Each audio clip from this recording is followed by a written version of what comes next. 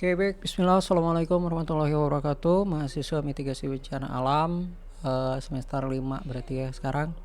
Ini adalah pemaparan kontrak perkuliahan ya di pertemuan pertama perkuliahan mitigasi bencana alam. Nah, deskripsi singkat, jadi mata kuliah ini menelaah konsep lebih dalam tentang mitigasi bencana alam dengan basis pembelajaran project based learning dan case based learning. Perkuliahan ini menghasilkan output berupa produk kegiatan pengabdian pada masyarakat serta artikel seminar nasional dan internasional. Jadi nanti teman-teman di akhir-akhir, bukan di akhir-akhir ya.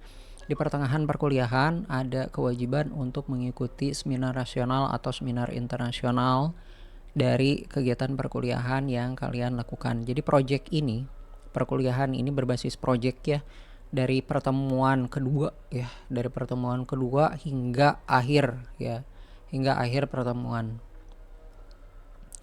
dan ngangkat kasus yang nyata yang ada di masyarakat. Dan kemudian nanti di akhir proyeknya kalian melakukan pengabdian kepada masyarakat. Jadi kegiatannya full sekali ya. Oke, ini nanti teman-teman membentuk kelompok ya. Jadi kelompoknya mungkin kalau di kalian itu ada 30, bisa membentuk sekitar 5 sampai 6 kelompok lah ya. 5 sampai 6 kelompok. Rata-rata 4 sampai 5 orang satu kelompoknya. 4 sampai 5 orang satu kelompoknya. Dan kemudian nanti kalian saat melakukan tugas ke lapangan gitu ya, lakukan tugas ke lapangannya itu 2 kali ya. Jadi ke lapangan, kalau ke lapangan itu maksudnya ke masyarakat ya, terjun ke masyarakatnya 2 kali, dalam 2 kali yang diwajibkan, minimal 2 kali ya. Kalau ternyata ada kebutuhan yang lain untuk turun ke lapangan, maka dipersilakan gitu, tidak ada larangan, maka ya sebenarnya bagus juga sih. Dan kemudian nanti ada monitoringnya nanti kalian dokumentasikan kegiatan-kegiatan yang kalian lakukan selama di masyarakat, selama di lapangan gitu ya. Dan apa aja yang kalian lakukan, kalian di pertemuan berikutnya kedua, kalian menganalisis potensi bencana yang ada di sekitar kalian, mengidentifikasi sumbernya ya. Jadi bencana-bencana itu apa aja sih? Bencana itu ada macam-macam kan. Sorry. Jadi bencana itu ada macam-macam ya. Nah, ini ada angin kencang, ada kebakaran hutan, kekeringan, banjir, gelombang pasang, tsunami, tanah longsor, gempa bumi, letusan gunung berapi, gas beracun, kegagalan teknologi, dan wabah penyakit. Itu adalah bencana alam yang seringkali ada di kita di Indonesia gitu ya. Dan kita tahu bahwa Indonesia itu ada ring of fire ya. Ada ring of fire itu ini nih menjulang dari ujung Sumatera sampai nanti ke atas gitu. Itu adalah patahan-patahan bumi yang kalau yang kadang-kadang suka terjadi gempa kan, daerah situ, daerah Sumatera, daerah Jawa bagian selatan gitu kan. Nah, jadi yang kalian kaji itu adalah bencana-bencana yang ada di sekitar kalian gitu. Di sekitar kalian itu bukan hanya di Madura, terserah aja. Jadi harus kemana Pak untuk turun ke lapangannya? Lapangan atau masyarakat lokasi yang memang kalian tahu sering terjadi bencana alam di situ.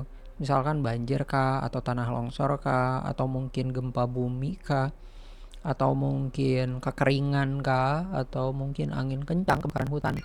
Nah, dan lain sebagainya gitu ya. Jadi di mana tempat bencana yang akan kalian targetkan itu terserah kalian. Saya kembalikan ke kalian lagi ya.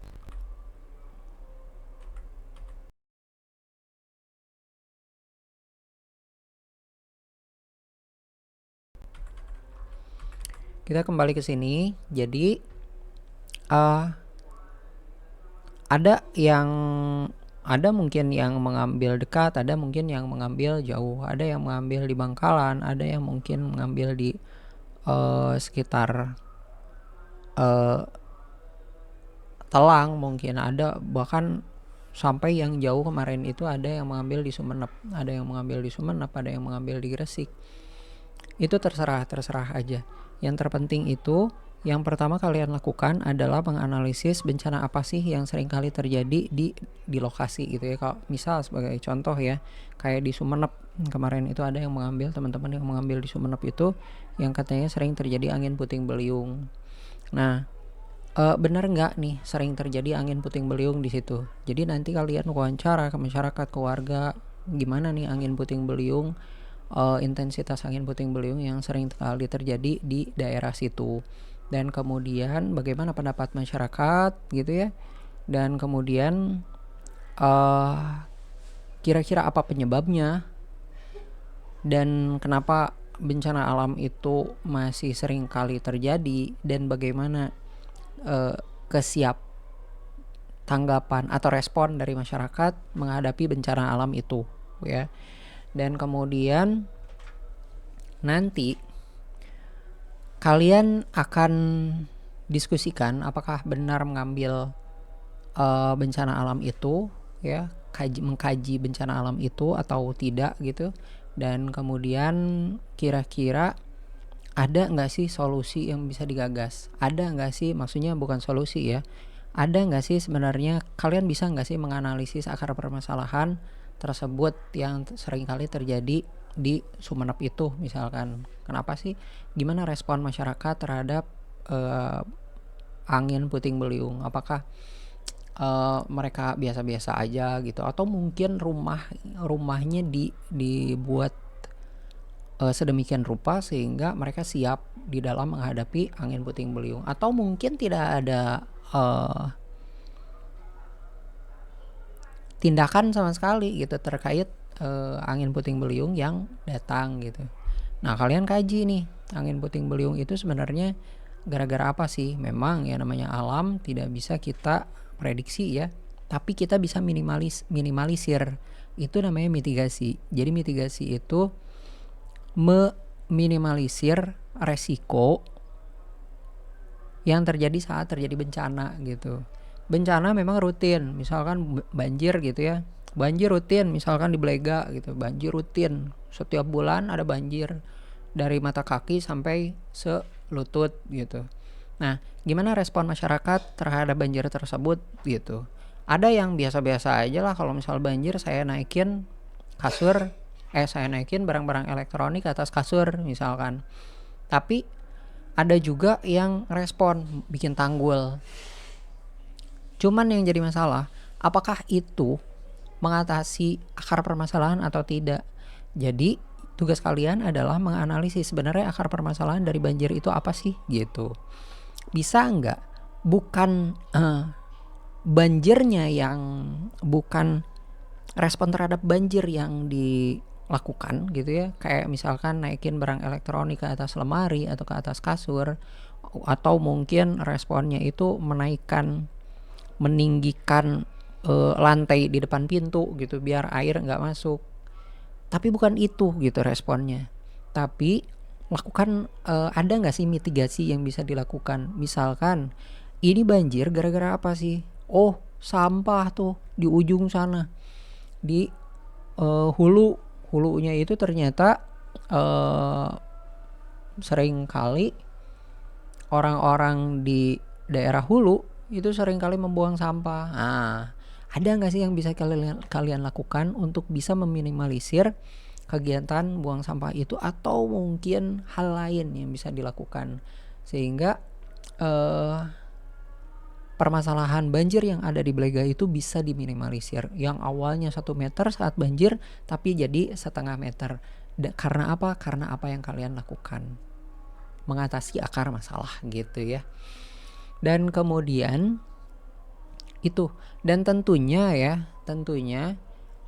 kasus yang jarak kasus yang kalian ambil tentunya akan mempengaruhi penilaian ya. Kalau yang ngambil kasus sampah ditelang misal di depan kosan, ya tentu akan berbeda gitu penilaian kita dengan teman-teman yang ngambil di Sumenep misal. Tapi ya jangan terlalu jauh juga ya, kecuali kalau misal niatnya memang pengen jalan-jalan gitu. Tentu akan berbeda karena effortnya itu jauh lebih besar untuk teman-teman yang mengambil jarak yang jauh. Dan kasus-kasus yang bisa diambil sebaiknya adalah kasus-kasus yang memang teman-teman kenali. Teman-teman kenali itu maksudnya memang teman-teman tahu gitu bahwa memang sering terjadi banjir di situ. Nah, oleh karena itu, misalkan Putri tinggalnya di Belega, maka sebaiknya Putri itu mengambil di Belega aja, di daerah rumahnya, karena Putri mengalami langsung, jadi korban langsung. Jadi bukan berarti Putri tinggal di Belega, tapi itu banjirnya ada kekeringan di Tanjung Bumi misalkan. Akhirnya Putri ngambil di Tanjung Bumi. Ya itu kan sebenarnya urusan orang ya. Dan Putri pun nggak tahu menau gitu sebenarnya. Apakah benar kekeringan di Tanjung Bumi ini sering terjadi, ya kan? Apakah benar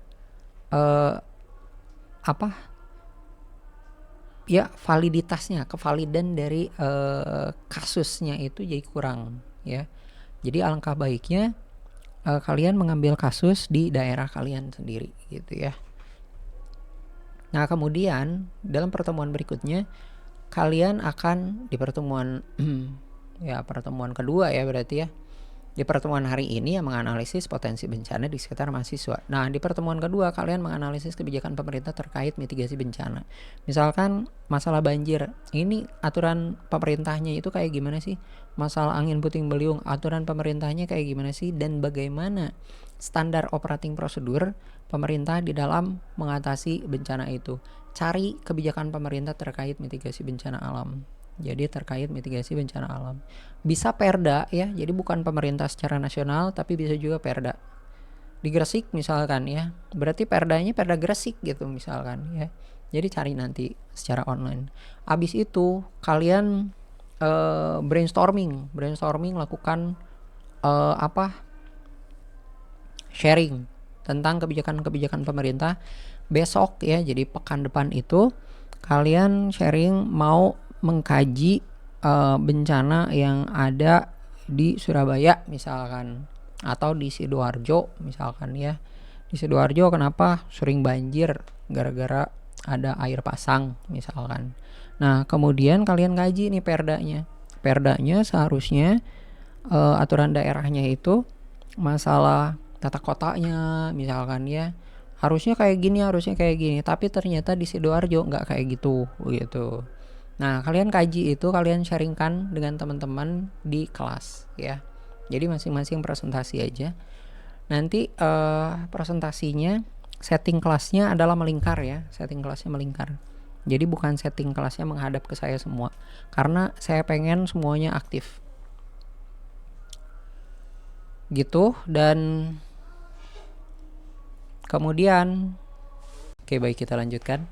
Nah, setelah menganalisis kebijakan pemerintah terkait bencana alam yang kalian kaji gitu ya, dan gimana proses mitigasinya, tata ruang kotanya menurut perda aturan pemerintah yang sudah baku gitu.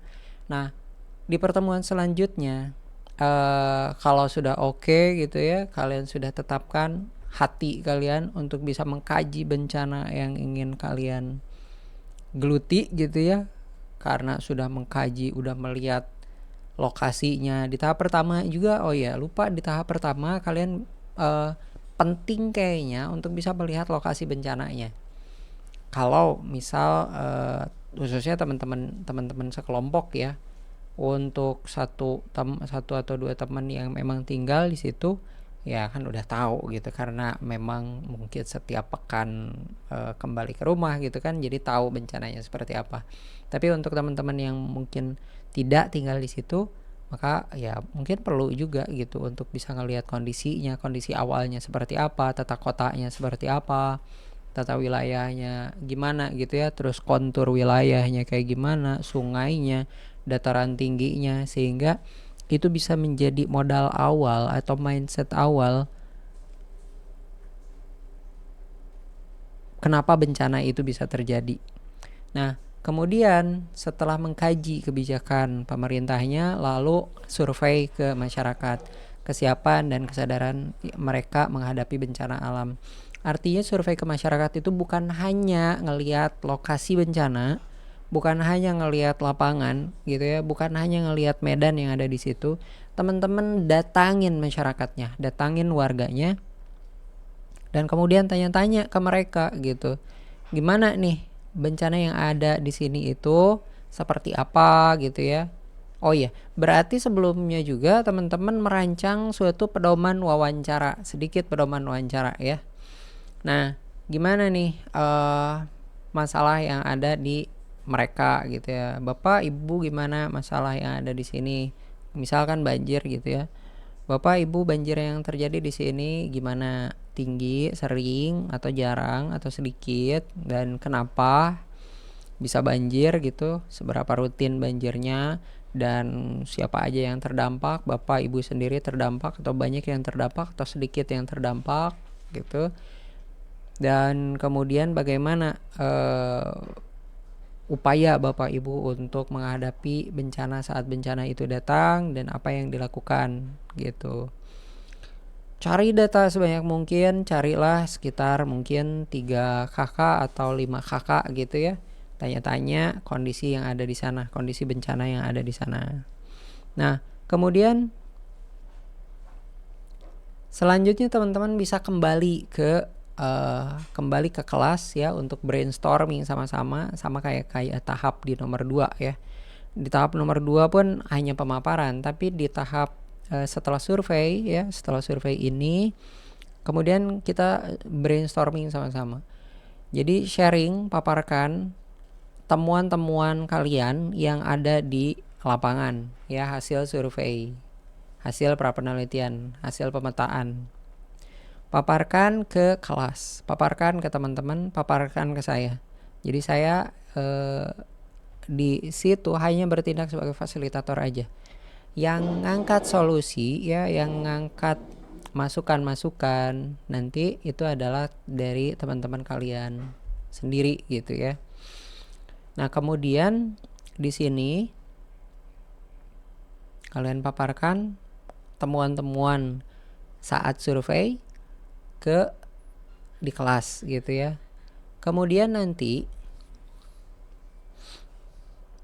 brainstorming untuk bisa kira-kira apa sih yang jadi permasalahan, apa yang jadi akar masalah dari temuan yang kalian temukan di masyarakat ya. Setelah itu nanti setelah brainstorming ada masukan-masukan, ini loh akar permasalahannya. Jangan lupa ya, ada foto-foto kalian sedikit aja, dan kemudian foto-foto medannya, foto-foto lapangannya, foto-foto kontur tanahnya, sungainya seperti apa. Kalau misal puting beliung mungkin tata pohonnya seperti apa, lapangannya seperti apa. Itu ada foto-foto mungkin rumah warga yang terdampak, terus solokan-solokan, atau mungkin prediksi penyebab banjirnya gitu ya. Nah, itu perlu ada foto-foto. Dan kalau bisa lampirkan juga foto Google Map-nya ya, sehingga kita tahu ini yang 3D ya. Jadi ada tinggi rendahnya tanah, juga ketinggian tanah. Nah, itu perlu.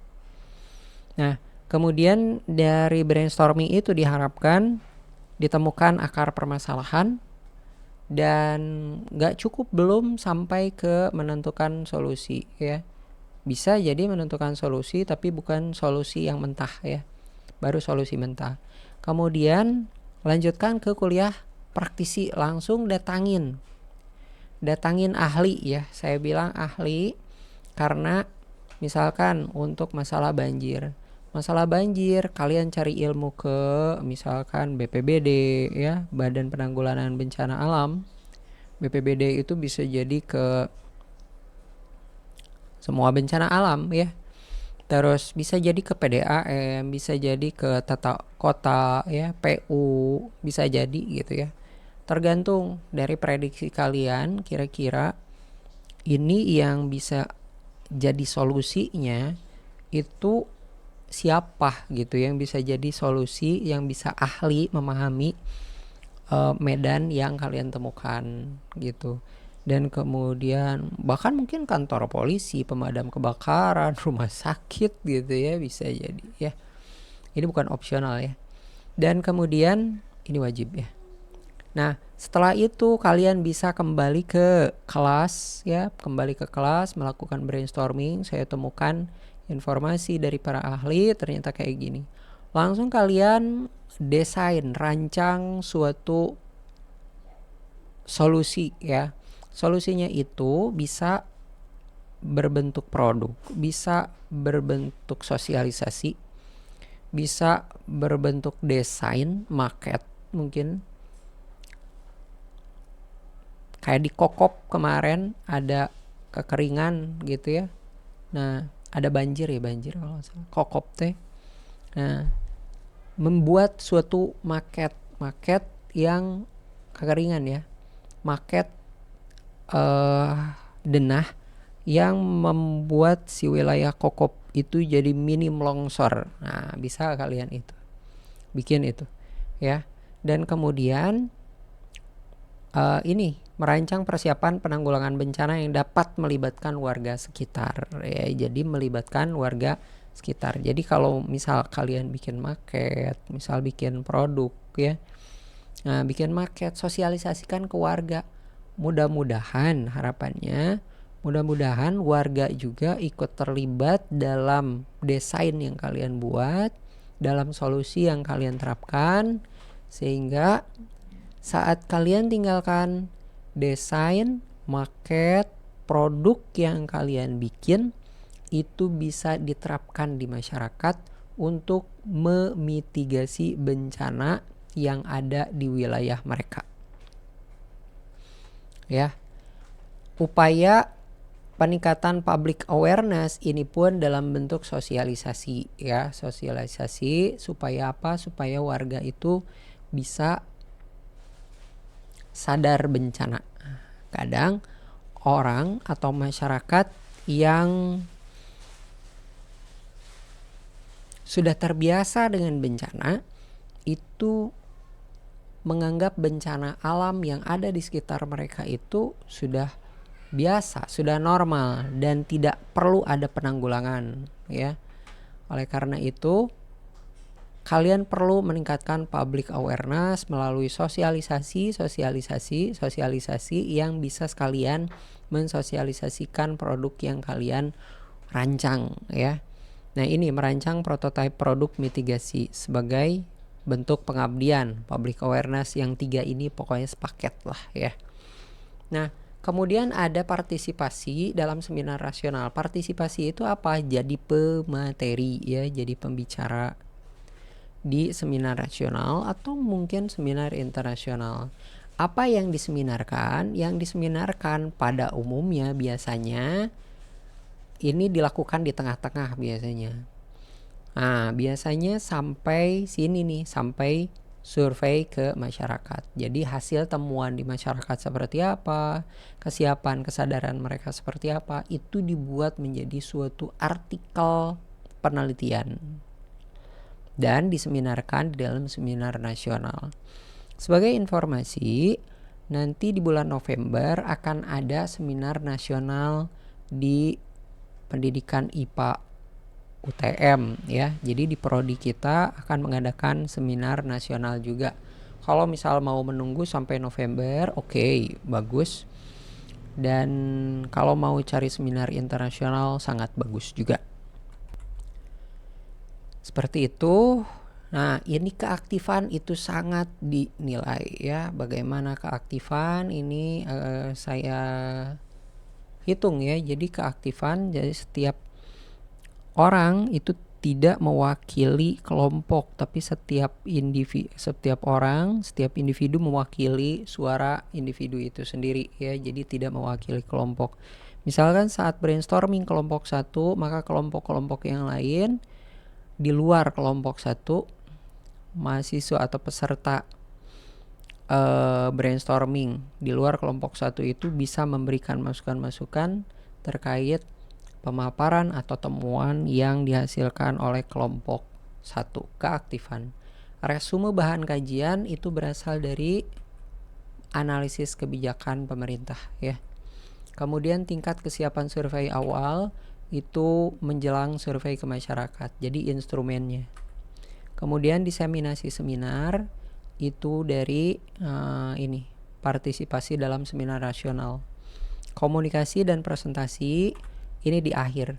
Setelah beres melakukan pengabdian, melakukan public awareness atau sosialisasi produk mitigasi bencana alam, kalian kembali ke kelas untuk mempresentasikan kegiatan pengabdian kalian. Ya, gimana hasilnya dan gimana respon mereka. Gimana respon mereka? Gimana respon mereka itu maksudnya kalian membuat angket respon ya. Kalian membuat angket respon terkait gimana respon mereka dari hasil diseminasi kalian. Jadi dari hasil sosialisasi kalian, gitu ya. Kemudian rancangan produk pengabdian 15% dan peer assessment. Peer assessment itu 20%, besar sekali ya. Apa itu? Ini menilai teman sekelompoknya ya. Jadi ini dalam kegiatan kelompok, keaktifan di kelompok, keaktifan diskusi, dan keaktifan saya turun ke lapangan itu sangat menentukan respon teman sekelompok kalian ya. Jadi jaga baik-baik kekompakan di dalam kelompok, harus saling bantu, harus saling kompak saat mau turun ke lapangan. Dan ada yang tidak bisa, maka izin ke teman sekelompoknya, izin baik-baik gitu ya, karena turun ke lapangan itu berat. Jadi jangan sampai ada satu teman sekelompok itu tidak hadir, teman kelompok yang lain menganggapnya enak-enakan gitu ya. Nah, peer assessment. Jadi satu orang dalam satu kelompok itu menilai temannya yang lain dan itu dirahasiakan. Hanya saya yang tahu dan yang menilai yang tahu, dan Allah tentunya ya. Hanya Allah yang tahu, lalu saya dan teman kalian yang menilai gitu ya. Oke, kayak gitu ya. Oke, dah lah. Jadi bedakan antara mitigasi, adaptasi, dan penanggulangan. Kalau adaptasi setelah bencana, langsung melakukan adaptasi ya. Kalau mitigasi, orientasinya adalah meminimalisir resiko bencana. Bencananya tetap terjadi, tapi diminimalisir. Kalau adaptasi, misalkan dingin gitu, pakai jaket gitu ya, pakai jaket tebal. Kalau banjir, adaptasi banjir gimana? Adaptasi banjir berarti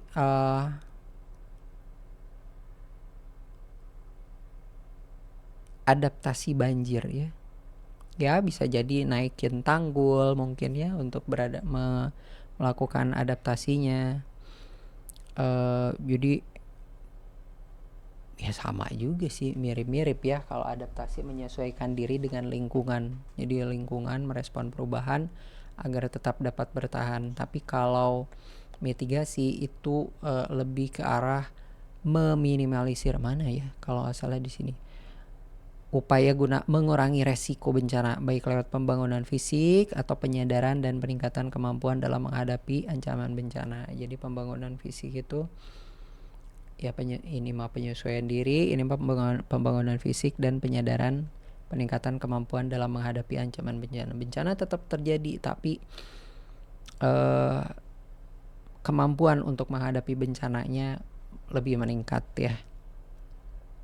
Kalau penanggulangan bencana ya berarti setelah rangkaian kegiatan yang dilakukan sesegera mungkin setelah kejadian bencana ya, setelah kejadian bencana, untuk menangani dampak buruk yang ditimbulkan. Kalau adaptasi itu merespon perubahan agar tetap dapat bertahan ya, misalkan adaptasi orang suku Bajo misalkan ya, ada adaptasinya, mereka ternyata memiliki paru-paru yang kuat, bisa menyelam sampai kedalaman lebih dari 20 meter gitu ya kalau nggak salah.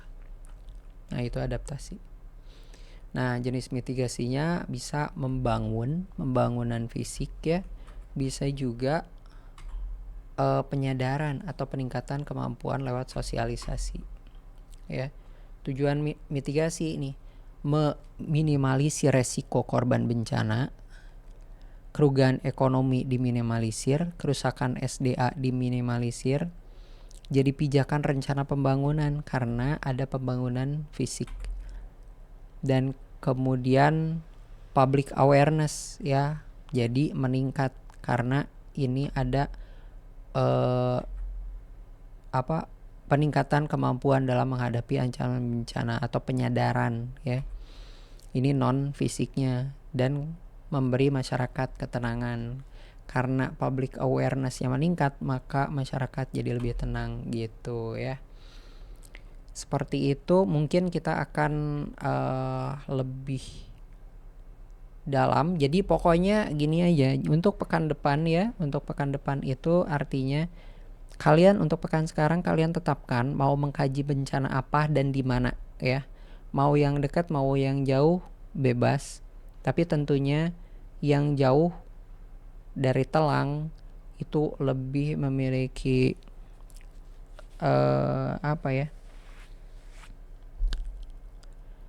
penilaian inilah, penilaian usahanya ya, penilaian perjuangannya. Kalau yang deket-deket nggak apa-apa, tapi nanti solusinya harus sangat inovatif. Ingat ya, harus sangat inovatif. Kayak misalkan banjir di Telang ini itu agak susah untuk bisa menangani banjirnya. Dari kemarin-kemarin ada juga yang mengangkat banjir di Telang, tapi agak susah karena solusinya itu tidak inovatif. Dan ingat, tidak sustainable ya. Tidak sustainable itu artinya tidak berkelanjutan, tidak continue. Jadi saat kalian tinggalkan, maka kerusakan atau banjir itu tetap terjadi gitu. Nah, itu tidak inovatif. Dan yang dekat-dekat itu harus lebih inovatif dibandingkan dengan yang jauh-jauh ya. Sustainable. Jadi untuk berikutnya, untuk pekan ini tetapkan mau di mana, tetapkan kelompok dulu dan mau di mana gitu ya.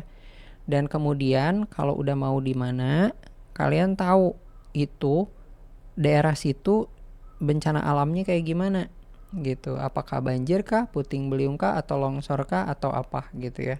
Dan kemudian kalian kaji kebijakan-kebijakan yang terjadi terkait dengan bencana alam yang kalian kaji di daerah tersebut gitu.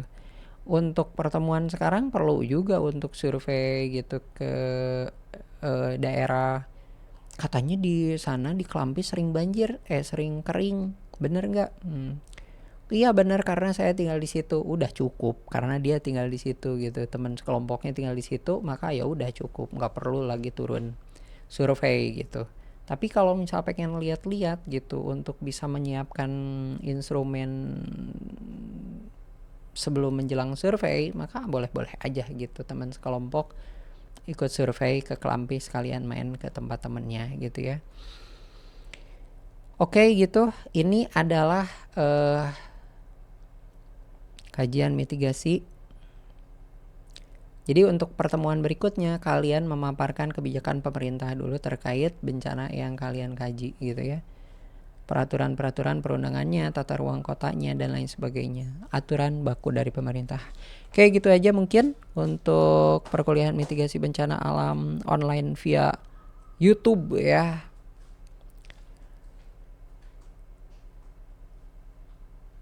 Makasih.